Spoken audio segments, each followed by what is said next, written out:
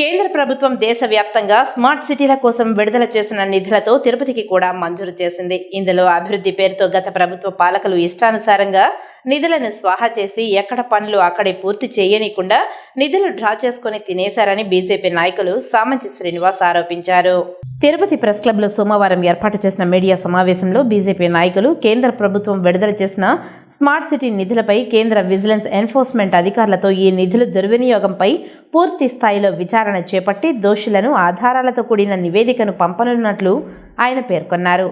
నగరంలోని వినాయక సాగర్ అభివృద్ధిపై వెచ్చించిన సొమ్మును దుర్వినియోగం చేసి మాయా బజార్లు తయారు చేశారని ఆయన విమర్శించారు.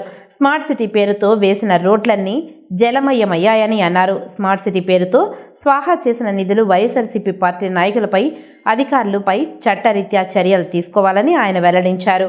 ఈ విలేకరుల సమావేశంలో బీజేపీ నాయకులు డాక్టర్ శ్రీహరిరావు, వరప్రసాద్, విజయ్ కుమార్, పొనగంటి భాస్కర్ తదితరులు పాల్గొన్నారు.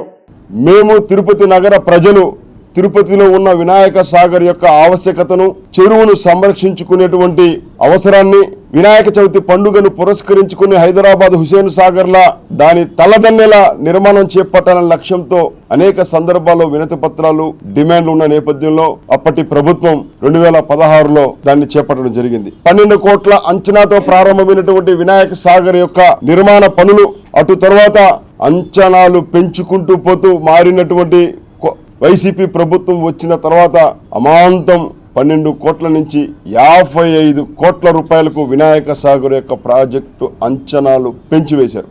డిజైన్లను ఇష్టారాజ్యంగా మార్చివేశారు.